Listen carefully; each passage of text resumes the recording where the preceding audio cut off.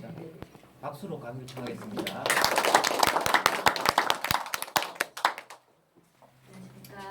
안녕하세요. 안녕하세요. 나옵니까? 안 나온다. 네.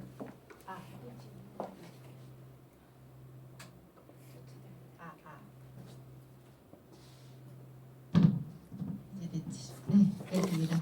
반갑습니다. 네. 지난주에 뵈었던 분도 계시고 또 오늘 처음 뵙는 분도 계시네요. 오늘은 제가 여러분에게 말씀드릴 내용은 선비정신과 명심보감에 대한 겁니다.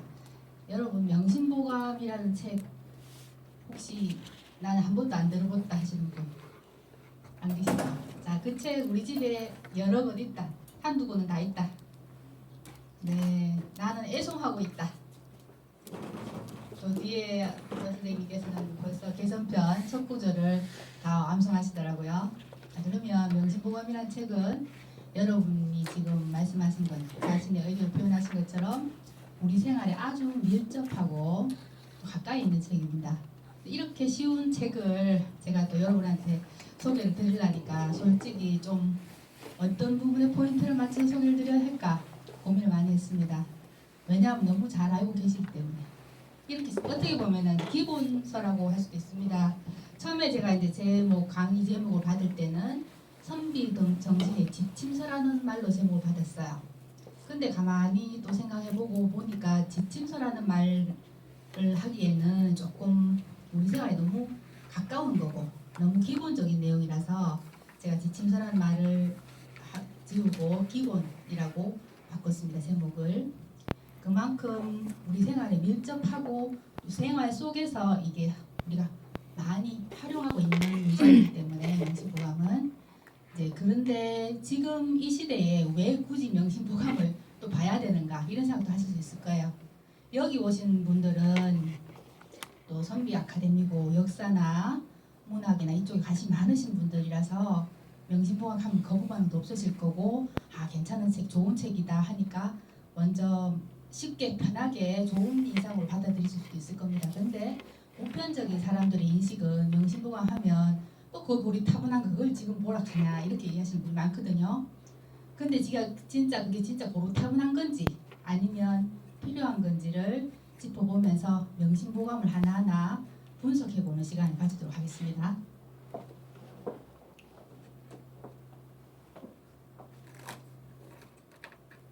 이게 안 되나? 잠깐만요. 되는데.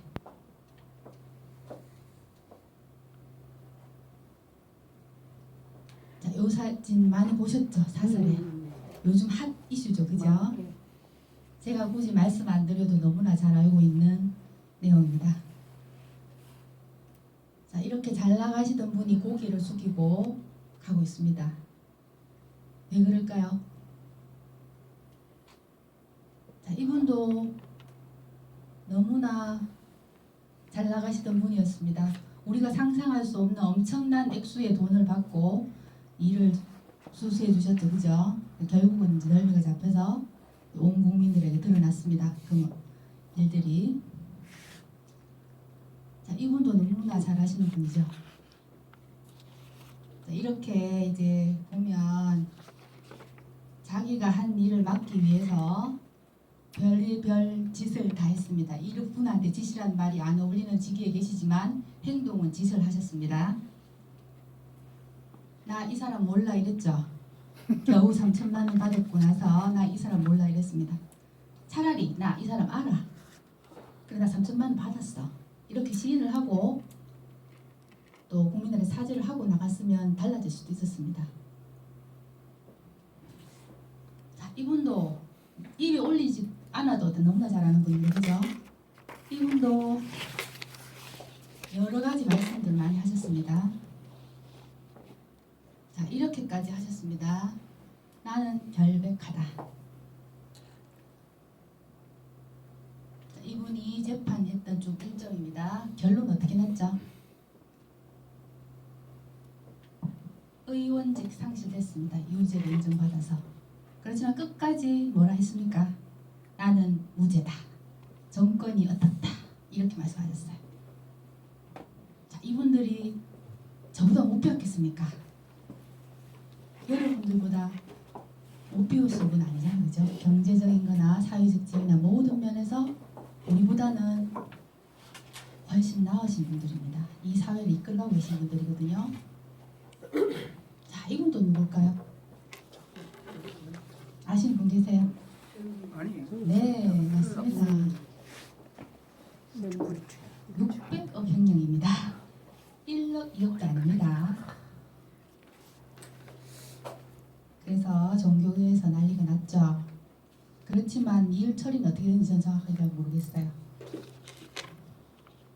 자, 그리고 또 이 소식입니다. 어버이날 자기 아버지를 살해했습니다. 남매가 짜고 같이 무자비하게.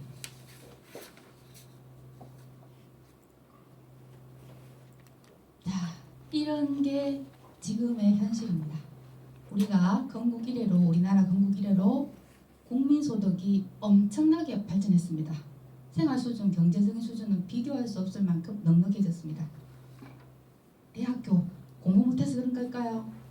공부 못한 사람 없습니다. 대학교 졸업생이 해마다 넘쳐납니다. 그리고 각종 종교 얼마나 발전했습니까? 돌아서면 교회입니다. 돌아서면 절입니다. 신자 수도 엄청나게 늘었습니다. 그런데 지금 우리가 사는 세상은 여러분들이 어르신들이 많으신데 여러분들이 젊을 때하고 비교했을 때 어떻습니까? 더 좋습니까? 더 행복합니까? 더 편안하십니까? 아니죠. 그래서 지금 현실은 지위가 높든 낮든 학생이건 어른이건 상관없습니다. 제가 지금 현직에서 애들을 지도하고 있지만 보면 다 돈이면 다 된다고 합니다. 돈. 얼마 줄 건데 이거 돈입니다. 다.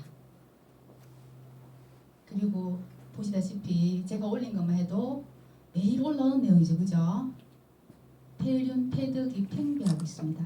좋은 소식도 물론 있습니다. 그런데 이런 소식도 많습니다. 그래서 제가 이제 명심보감을 이러한 시대에 명심보감을 제가 말씀 올리려고 합니다. 명심보감 안에 어떤 정신이 들어있는지 여러분들하고 생각해보고 또 앞으로 우리 인성교육을 할 때 어떤 점에 또 착안을 해서 명심보감을 활용할 건지 이런 부분을 한번 생각해보고자 합니다. 자, 강의 목차입니다. 일단 지난 시간에 제가 선비정신에 대해서 말씀 올렸죠. 그죠? 길게는 설명 못 드리고 짧게 설명드리고요. 그리고 명심보감 내용을 분석해 보려고 합니다. 명심보감의 저자, 또 명심보감이 어떻게 활용되어 왔는지, 그리고 명심보감의 제목, 명과 심에 대한 분석, 그리고 명심보감을 구성하고 있는 요소들에 대해서 하나하나 짚어보고요. 그리고 이제 제가 특히 강조하고 싶은 명심보감의 중심 사상 두 가지로 나눠봤습니다. 선하고 보상, 그리고 마지막 결론으로 오늘 강의를 올릴까 합니다. 자, 이 책 제목입니다. 명심보감. 저도 이제 집에 이렇게 구본이 있습니다. 제가 안동대학교 한문학과를 졸업하고 이제 수단 공부를 좀 할 때 이 책을 자주 읽었어요. 아침이나 이제 저녁이나 딱 정자에서 앉아가지고 저 책을 딱 펴고 한 길게 읽으면 1시간 반, 짧게 한 50분 한 권 다 읽을 수 있거든요. 읽으면 이제 처음에는 이 밑에 단전까지 호흡이 잘 안 돼요. 집중하다 보면 나중에 이제 단전이 따뜻해지면서 기분 좋게 막 응얼응얼 이제 잘 넘어가거든요. 그렇게 읽고 나면 기분 참 좋아요. 그래서 저는 이제 거의 명심보감 구절은 100%는 아니지만 거의 다 암송하고 있습니다. 너무 좋아하기 때문에 여러분도 암송하고 계신 구절 있으시죠? 개인마다 한두 구절은. 그렇게 이제 읽으시면 내용 자체가 좋기 때문에 정서적으로도 안정이 되고 또 읽음으로 소리 내서 흥성독하면 참 좋습니다. 몸에도 좋습니다. 자, 선비정신에 대해서 지난 시간에 제가 자세하게 설명을 드렸는데 오늘은 간략하게 설명드리겠습니다. 자, 선비란 개념에 대해서 지난 시간에 했었죠. 그죠? 그래서 여러 가지 개념들이 있는데 지금 우리 잠깐만요. 선비 아카데미에 해당하는 선비는 아마 요 4번에 해당하지 않을까. 이제 정신이라는 거에 대해서 정리를 좀 했었습니다. 우리가 정신 차려, 정신없다 이렇게 얘기했었는데 정신이란 개념을 저는 이성이 감성을 조정하는 과정이라고 봤다고 했죠. 그래서 이성은 인의 예지심을 보고 감성은 기로 보고 희노애락 애호욕이라고 봤습니다. 그래서 희노애락 애호욕의 감성을 이성이 조절해 나가는 과정, 그것을 정신이라고 규정했었습니다. 그러면 이제 선비 정신이라는 거는 연결하면, 자, 선비는 유교 이념을 구현하는 사람이죠, 그죠?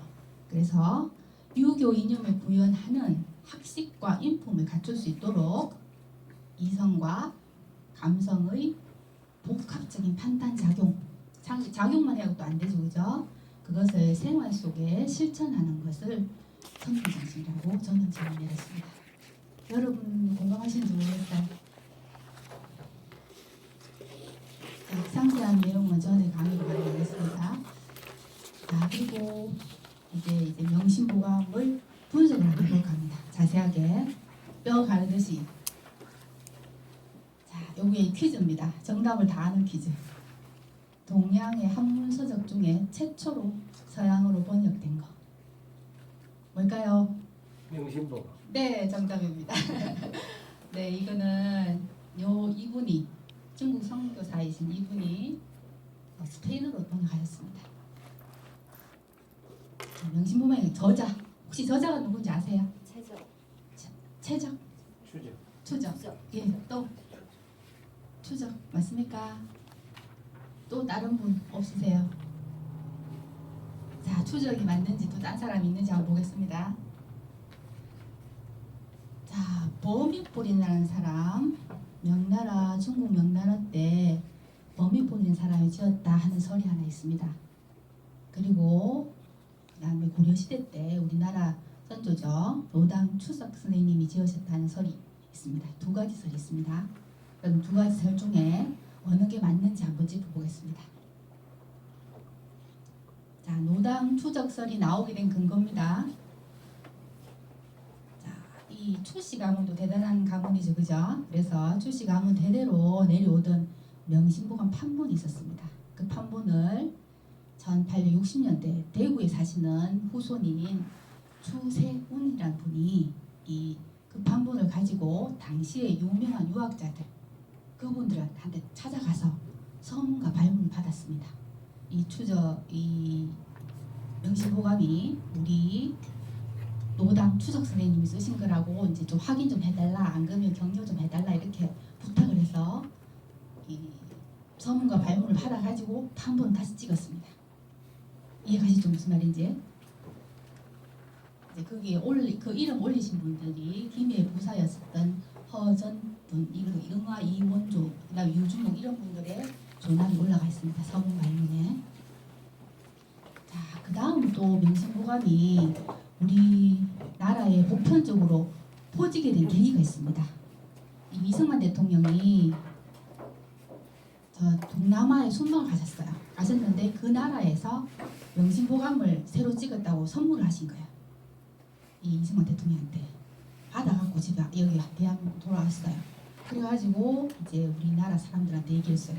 우리나라에도 이 책이 좋으니까 이걸 좀 활성화시켜봐라 이렇게 된 거예요. 그래가지고 이제 성균관대학교에서 대동문화연구소에서 이 판을 찍어서 많이 보급했어요. 그때 나온 이름이 추적입니다. 이 추적 선생님이 명심보감을 만들었다 이렇게 된 거예요. 자, 그러면 진짜 명심보감 저자가 추적 선생님 맞는가? 범인뿐인가? 한번 찾아보겠습니다. 명심보감 초판에 보면 이렇게 돼 있어요. 근데 이 초판이 정해지지는 않아요. 근데 초판을 근거로 해서 우리나라에서 발견된 게 정주본이라는 판본이 있습니다. 그 판본에 보면 서문 내용 이렇게 돼 있어요. 한번 읽어볼까요? 네, 큰 소리로. 네, 이거 틀렸나 보다. 여기 두 개 듣죠, 그죠? 개유, 이월, 기망, 무리무학, 범인본서라고 있죠. 자, 그 다음에 스페인어로 번역한 이 사람의 책에도 이렇게 돼 있어요. 무림, 호학, 종도, 근집. 그러면 여기 원본하고 그 다음에 발견된 판본이 청주본인데 거기엔 다 누구 돼 있다? 범위본이 돼 있다. 우리나라 추적 선생님 써줬으면 더 좋겠죠, 그죠? 근데 세계적으로 인정된 거는 지금 이렇게 돼 있습니다.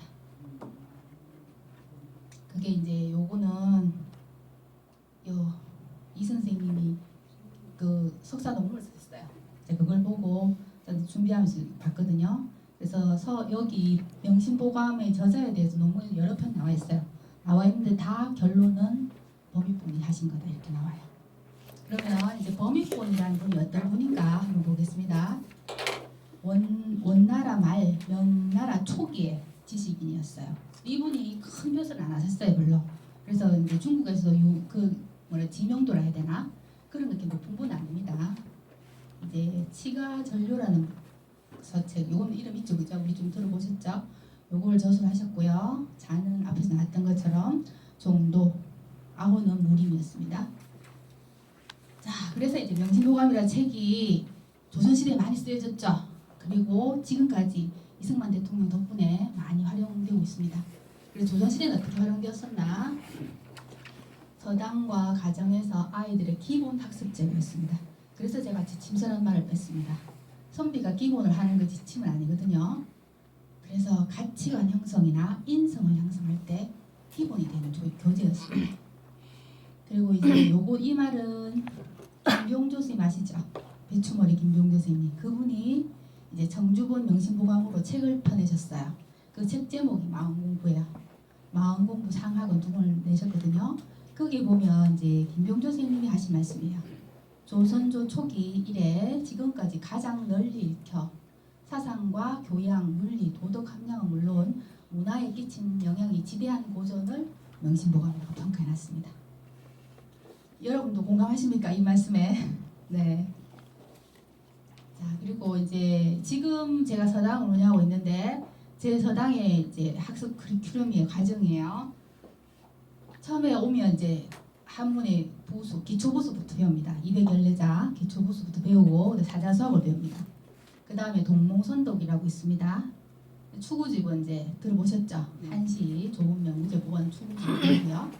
그 다음에 학어집, 단어를 배웁니다. 그 다음에 이제 천자문을 배우기도 하고 명심보감을 배우기도 합니다. 천자문이 쉽다고 하지만 그 내용은 어렵죠. 철학적인 내용이 많이 들어갔잖아, 그죠? 그래서 처음부터 천자문을 가르치지 않습니다. 천자문은 글자만 배우는 게 아니라 그 문장을 뜻을 알아야 되기 때문에 기초과정을 끝내고 천자문 들어갑니다. 천자문과 이제 병행해서 가르칠 만한 학문이 명심보감입니다. 명심보감 내용을 보시면 아시겠지만 이렇게 사자수학이나 이런 수준이 아니죠. 내용이 깊이가 있습니다. 그래서 단어는 문장은 짧고 쉬울 수 있지만 그 내용은 깊습니다. 그래서 처음에 막 바로 들어갔을 때는 이해하기 어려운 부분도 있어요. 애들이. 어른들은 더 들죠. 그 다음 단계가 이제 소학, 원문 배우고요. 자수 들어갑니다. 거기서 보면 저 같은 경우에 이제 명심보감을 활용하고 있습니다. 애들 지도할 때. 그리고 이제 지금 초등학교 혹시 학교에 근무하셨던 분들 계세요? 거기 보면 초등학교나 중학교 때 애들 문제애들 있죠. 문제애들 할 때 빡지 쓰라 그래요. 빡지. 명심보감 여기서까지 써와 이러면서 안 그러면 이거 안 하면 뭐 벌점 준다 이런 식으로 해서 애들 이제 명심보감의 내용을 제대로 전달을 하지 못하고 좋은 건 아니까 이거 보고 좀 교화가 되라는 의미로 숙제식으로 지금 써주고 있습니다. 지금 제가 아는 부곡 초등학교에도 그런 선생님이 계시고요. 또 제가 근무하고 있는 학교에서도 그런 선생님이 계십니다. 그래서 이제 명심보감은 애들 훈육용으로 그리고 기초서로서 지금도 자리 잡고 있고 여러분같이 좀 수준 좀 높으신 분들한테는 좀 쉬운 과목이 될지 몰라도 보통 사람들한테는 약간 어렵지만 좋은 내용이 들어있는 교재다. 지금도 그렇게 활용되고 있다고 말씀드릴 수 있겠습니다. 자, 그러면 명심보감의 글자를 한번 분석해 보겠습니다. 여러분 명심보감이 뜻이 뭘까요? 명심보감. 마음을 밝히는 보배로운 거울. 네, 직역이죠, 그죠? 네, 그 말 많이 씁니다. 그 말이 정답일 수도 있습니다. 제가 한번 분석해 보겠습니다. 자, 명심보감 할 때는 명자입니다. 명자. 밝힌다.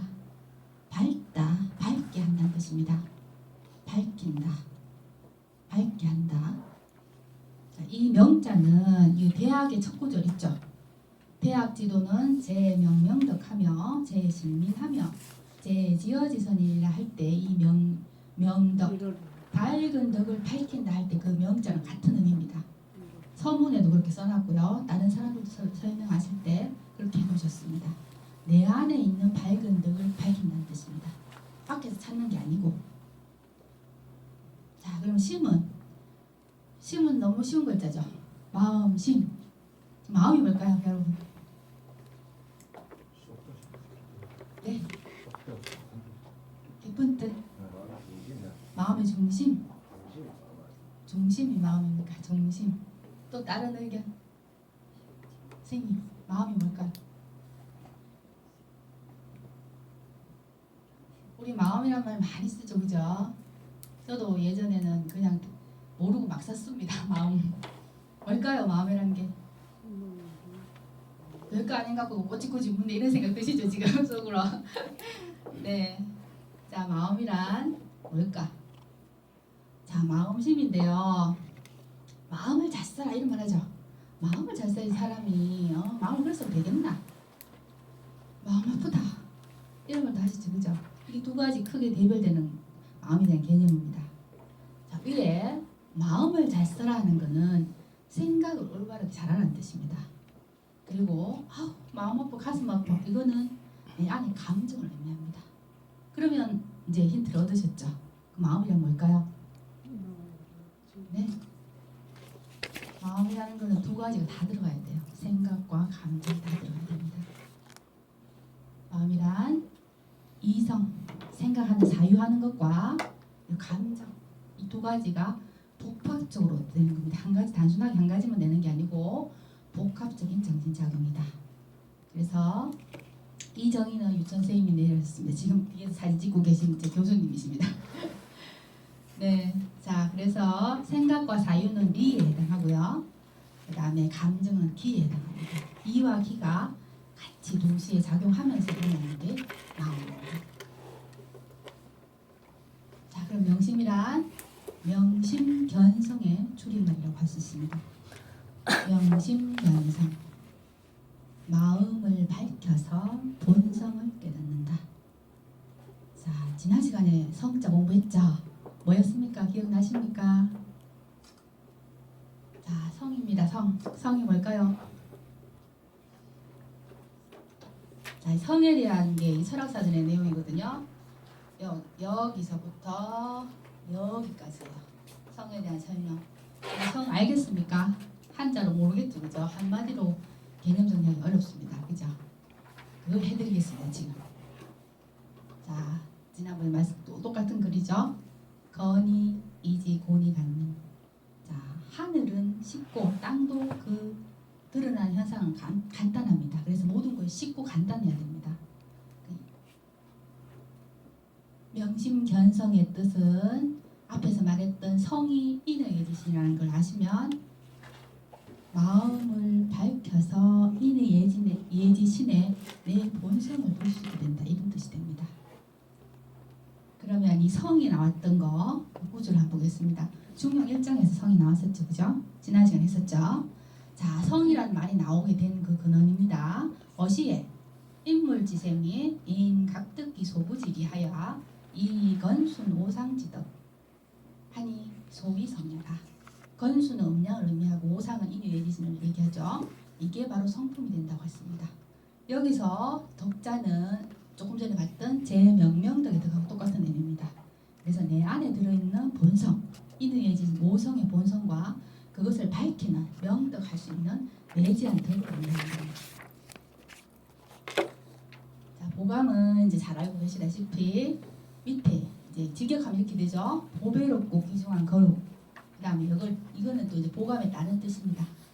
다른 사람이나 후세에 본보기가 될 만한 귀중한 일이나 그런 내용을 적은 책을 보감이라고 합니다.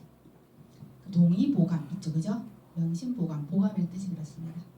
그러면 이제 정리를 하면 정리하기 전에 보미본 이분이 서문에다가 명심보감이라고 써놨어요. 이름하여 명심보감이라 뭐라고 써놨는지 한번 보겠습니다. 자, 한번 읽어주세요.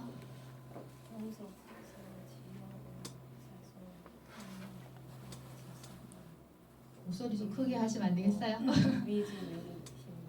네, 통속 제서지 요어 자존 훈해지 선언 이위 일보 위지 명심보감 이렇게 서문에 딱 써놨습니다.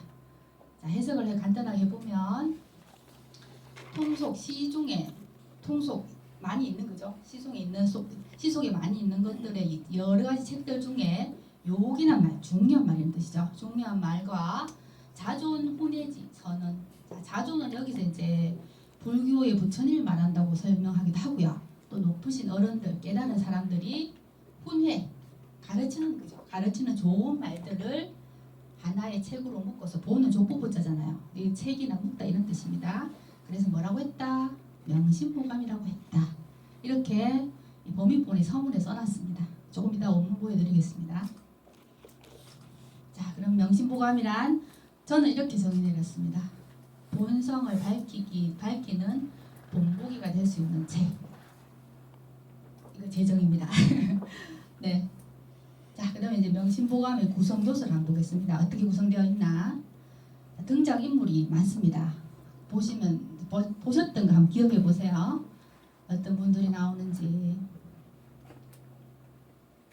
그 외에 여러분들이 많습니다.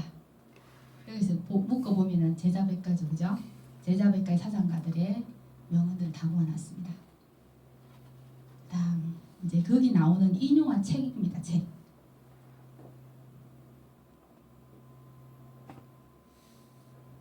자, 이 책은 처음에 범위본이 처음 나왔던 책하고 조선시대 정부판이 나왔거든요.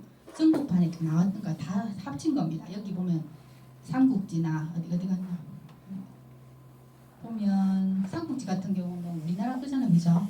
그러니까 뒷부분에는 조선시대와 갖고는 우리나라에서도 책을 올렸어요. 이거 말고도 다른 부분이 있는 거죠.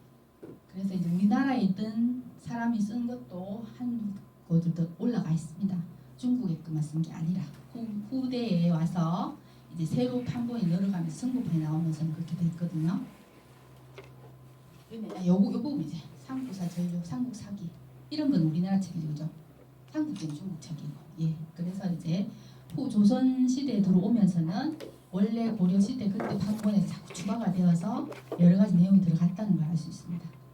자, 여기 이제 요거를 정리를 해보면 뭐냐면 경전, 역사책, 자는 제자세조에 제자백가에서 그 다음에 문집에서 좋은 구조만 모아서 명심보감 만들었습니다. 자, 그리고 책이 나오는 제일 많이 나오는 구절 경행록의 왈 이겁니다. 경행록 왈 이게 제일 많이 나오고요. 또 공자와 자와 이게 제일 많이 나오죠. 그다음 얘기와 소수도 가끔 나옵니다. 소수에서 나오는 문장도 좋은 문장이 많습니다. 제가 뒤에 하나 올려놨습니다. 그래서 이제 이것도 지금 교수님이시면서 논문 쓰신 거에 제가 추출해 왔습니다. 자, 그럼 이제 명심보감 목차를 한번 보겠습니다. 목차 너무 쉽죠? 쉽지만 목차를 보면 어때요? 그 안에 내용을 짐작할 수 있죠. 자, 한번 읽어주세요, 같이. 개선편. 선명, 네. 수명편, 소행편, 정기편. 자, 이거 제목 보면 내용이 뭐 들었을지 짐작 안 가세요? 예. 저 짐작 가시죠, 그죠? 한 개만 하면 개선편. 선을 이을 개자죠. 선한 것을 이어가려면 어떻게 해야 될 것인가? 효행편이면 말 그대로 효행이 되겠죠. 자, 그 다음에 안본편, 존심편, 경계할 개자죠. 개선편, 근황편, 훈적편. 요게 이제 10편이고요. 그 다음 성심편은 양이 제일 많죠. 성심편 상하가 있습니다. 애들 가르치다 보면 이거 너무 많아가지고 애들 좀 지겨워요. 근데 내용은 진짜 좋은 내용이 많죠.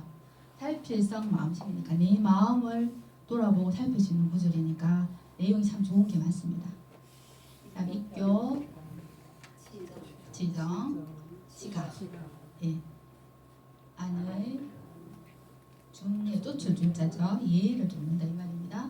언어, 교우, 부행. 자, 여기까지 해서 19편이거든요. 왜냐하면 요걸 하나로 묶으니까 19편이 원래 원본이었어요. 그 다음에는 이제 추가됐어요. 추가된 게 뭐냐면 이거예요. 25편까지 있거든요. 정보편, 팔반가, 팔소, 효행편, 속편, 영의편, 근학편. 이거는 추가된 조선시대가 추가된 내용입니다. 자, 그러면 명심보감에 나타난 예시 내용들은 어떤 것이 있는가? 어떤 내용이 나왔는가? 유교적인 내용이 63.14%. 그 다음 도교적인 내용, 불교적인 내용, 기타 내용. 전반적으로 유교적인 내용을 갖고 있다. 자, 이것도 이제 제주대학교의 김유리라는 분이 쓰셨습니다. 논문에서. 자, 그다음에 이제 제가 이제 여러분한테 진짜 말씀드리고 싶은 핵심입니다. 명심보감의 중심 사상.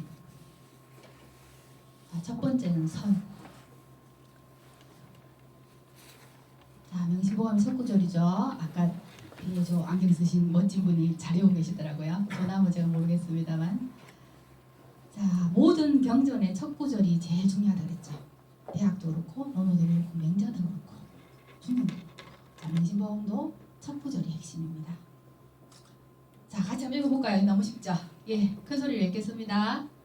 자완 미선자는 천보지, 이불세자는 천보지하니라. 자, 해석도 해주시겠습니까? 착한 사람은 하늘에서 복을 내리고 네, 선량하지 않은 사람은 하늘에서 화를 입게 된다. 네, 잘해주셨습니다.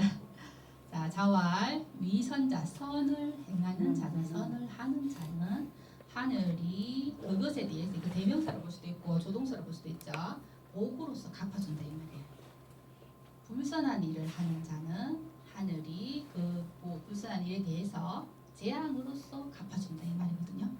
그래서 이 명심보감의 이 첫 구절을 통해서 우리는 명심보감에서 주장하고자 하는 중심 사상이 선이라는 걸 알 수 있습니다. 자, 그러면 선이 뭘까요? 선. 착한 거. 착하면 되지 뭐. 어떻게 착한 걸까요? 제가 좀 생뚱맞은 질문 많이 하죠. 마음, 뭐 정신 이런 거 자꾸 물어보지, 그죠? 선이 진짜 선이 뭘까요? 선한 게 어떤 게 선한 걸까요? 남한테 피해 안 주는 거. 배려해주고. 네. 또 어떤 게 선한 걸까요? 좋게 하는 거. 네. 좋은 게 어떤 겁니까, 선생님? 어떤 게 좋은 걸까요? 긍정적인 거. 자, 한마디로 딱 정리가 안 되죠, 그죠? 자, 자전입니다. 제 자전단에는 선이 이렇게 돼 있더라고요. 한번 봅시다. 착할 선, 좋을 선, 착한 행실, 길할 선, 행복함, 상스러움, 잘할 선. 그리고 보면 자, 이 선자가 나오게 된 근원입니다. 자원에 보면 이 양양이거든요. 위에 글자가 양양이고 밑에는 보면 양을 신에게 바치는 제물로 하여 신도 좋고 양을 바치는 이 제사를 올린 사람 있죠. 그 사람도 좋은 거 둘 다 좋게 한다 이런 뜻이에요. 원래 근원은 선자의 근원이. 그래서 양자가 서로 좋은 결론을 고하게 된다 해서 좋다라는 뜻으로 썼다고 되어 있습니다. 선자의 개념이. 자, 그 다음에 이제 국어사전입니다. 국어사전에 보면 이렇게 되어 있어요. 착하고 올바름, 어질고 좋음, 또는 그러한 일, 정리, 바른 이치를 따름, 양심 있고 도덕을 갖춘다. 자, 그럼 양심을 또 알아야 되겠죠. 도덕을 또 알아야 됩니다. 이렇게 보면 사전적 의미는 뺑뺑뺑 돌게 돼 있어요. 이걸 물으면 이걸 알아야 되고, 이걸 물으면 이걸 알아야 되고. 자, 그래서 그러면 또 철학사전도 한번 봤습니다. 철학사전은 여기가 선이거든요. 여기서부터 해서 여기까지입니다. 이게 선입니다. 철학사전에 나온 선입니다. 이거 알아가지고 선 개념 정리될까요? 지금 우리가 알고 있는 수준밖에 안 됩니다. 선에 대한 개념이. 그러면 간이하지를 못하죠. 그럼 선이 무엇일까? 자, 제가 말하는 게 아니고요. 명심보감을 쓰시는 범위본 그분이 서서 이렇게 서문에다가 선의 범주를 딱 정해 놓으셨어요. 자, 서문은 지은이가 이 책을 쓴 의도와 그런 책을 읽는 사람이 알아줬으면 하는 중심 사상이 다 나와 있죠, 그죠? 그 책의 서문에. 이 서문을 통해서 이분이 범위본이라는 분이 여러분이 책을 읽는 분이 어떤 걸 알았으면 좋겠나 하는 걸 우리가 알아내야 됩니다. 이게 서문입니다. 정주본 서문에 나와 있습니다. 글이 또 기셔가지고 다 읽으실 수 있을 것 같아요. 한번 읽어볼까요? 너무 길까요? 요약하게 간단하게 했습니다. 그러면 여기 꼭 필요한 부분 밑줄 친 거 보이시죠? 여기서부터 보겠습니다. 전원 만어 지욕 교인 위선 끊고 소위 인의 예지신지 법 위 선언자 이쭉 나오고 그다음에 여기 명심보감이라는 구절 나와요. 여기 있죠. 통속 제서지요 묘어 자존 훈회지선 언지위 일보 위지 명심보감 나오죠. 요거 아까 제가 글로 보였던 부분이고 지금 보고자 하는 거 누구입니다. 전원만어 온갖 말이란 말이죠. 그죠? 자, 온갖 말이 다만 뭐를 가리키기 위한 거다? 선을 가리키기 위한 거다. 그리고 선을 가리키기 위해서 뭘 했다? 인의 예지신의 법도를 세웠다 이랬어요. 이분은 뭘로 봤단 말입니까? 선을 인의 예지신의 법도 안에서 봤다 이거예요. 그래서 이제 저도 이분의 뜻을 공감합니다. 선이라는 게 황당한 범주가 아니라 인의 예지신이라는 그 범주 안에서 이제 이 명심보감을 분석해 볼까 합니다. 자, 이제 범주란 말이 이런 의미거든요. 알고 계시겠지만 이렇게 한계를 그어준다 이 말이에요. 어떤 규정을 내려준다는 뜻이거든요. 그러면 명심보감 안에서 선의 범주를 인의 예지신 오상으로 묶어보겠다는 뜻입니다. 자, 선이란 말 하면은 이제 요 구절 떠오르시죠? 아시죠? 네, 노자의 도덕경입니다. 노자 도덕경 보면 상선약수란 뜻입니다. 이 상이는 여기서 무슨 뜻으로 의미할까요? 상이란 뜻이? 예, 제일 맞습니다. 예, 제일을 최고의 선은 물과 같다 이런 뜻이죠. 자, 그러면 제가 원문을 한번 올려봤습니다. 해석은 다 안 하더라도 한번 읽어볼까요? 네.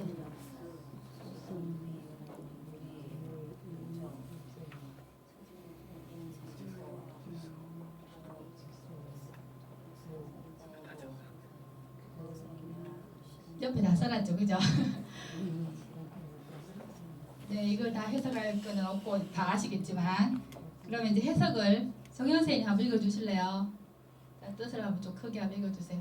높은 선은 물과 같다. 물은 선하여 만물을 이롭게 하면서도 다투지 않는다. 만인이 기피하는 낮은 곳에 머무는 것은 도에 가깝다. 선한 곳에 살고 선한 근본에 마음을 두고 선한 이들과 더불고 선한 마음 믿음을 말하고 선한 정치로 다스리고 선한 능력으로 일하고 선할 때에 움직인다. 이렇게 하면 다투지 않으므로 허물이 없게 된다. 자, 이 깊은 내용은 제가 설명 안 드려도 공부를 많이 하셔서 다 아실 것 같아요. 넘어가고요. 제가 이제 짚는 포인트 5상으로 요약해 보겠습니다. 자, 인 상선 약수를 했습니다. 수에 물의 인의 성질 어떤 게 있을까? 만물을 분별하지 않고 고르게 나눠준다. 그래서 수선이 만물, 물은 만물을 이롭게 하는 걸 잘한다 이 말이죠. 그다음 의, 물은 서로 다투지 않는다. 부쟁 본문에 나왔었습니다. 그다음 예, 물은 항상 위에서 아래로 오죠. 자기를 다투지 않습니다. 그리고 처중인소라, 중인 모든 사람들이 싫어하는 곳에 처한다. 아래로 가는 것을 좋아하는 사람 없죠, 그죠? 항상 아래로 처한다. 자신을 낮출 수 한다 이 말이죠. 그 다음에 지, 자, 물은 지혜롭습니다. 사주에서도 수기가 많은 분은 지혜를 상징합니다. 그래서 머리 회전이 빠르시고 두뇌가 좋으십니다. 수기가 많으신 분들은. 그리고 자, 물이 있으면 생명이 자라죠, 그죠? 너무 많으면 안 되겠지만 물이 있으면 생명이 자랄 수 있습니다. 자, 그러면 선한 사람이란 어떤 사람일까요? 정답도 안 나왔죠? 제가 어디 다 가르쳐 드렸죠, 그죠? 그러면 인이 예지신 오상을 갖춘 사람이 선한 사람이 되겠죠. 실천하여 구현하는 사람. 자, 인의 예지신의 이 사상을 구현하고 몸소 실천할 수 있는 사람이 선한 사람입니다. 그 개념에 대해서는 조금 이따 구체적으로 한번 보겠습니다. 자, 그럼 선행이란 자, 선을 알아도 구체적으로 알아도 어떻습니까? 사람은 다 욕심이 많습니다. 그죠? 선한 일인 줄 알면서도 내한테 이익이 안 되면 안 합니다. 내한테 이익이 돼야 되고 내한테 편해야 되고 나에게 도움이 돼야지 선행을 행합니다. 선행을 아는 것도 어렵고 하는 건 더 어렵습니다. 알아도 안 합니다. 그런 알아도 안 하는 마음을 어떻게 행동으로 옮길 수 있을까? 있게 만드는가 그게 인성교육이 되겠죠. 자, 이제 여기서 또 이제 선자가 들어간 명구절을 몇 개 보겠습니다. 자, 한번 읽어보실까요? 너무 쉬운 글자죠. 네, 자 해석까지 한번 부탁드리겠습니다.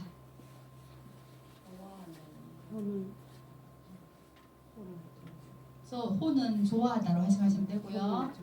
예, 현명함을 좋아하고 선한 것을 즐긴다. 네, 현명한 사람, 지혜로운 사람을 좋아하고 선한 일을 즐긴다는 뜻입니다. 자, 여러분 현명한 사람 좋아합니까? 똑똑하고 지혜로운 사람 좋습니까? 내 마음속에 한 구지 어떤 생각이 듭니까? 잘났어. 그런 생각 안 드세요? 니 잘났어 이런 생각 안 드세요? 자, 요게 이제 제가 방금 말씀드린 그 마음입니다. 투연질릉입니다. 질투할 투자죠. 나보다 뭔가 나은 사람 보면 질투하는 마음이 생깁니다. 그 다음에 또 나보다 뭔가 잘하는 사람 보면은 어떻게 하고 싶어요. 그냥 막 미워서 그냥 어쩔 줄 모르겠죠. 겉으로는 표현 안 합니다. 그래, 너 잘났다 이러면서.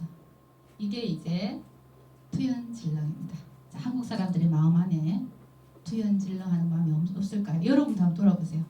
나는 진짜 내 친구가 똑같이 다른 내 친구가 잘 나가는 거 보면 배 안 아프다. 진짜 축하해줄 수 있다.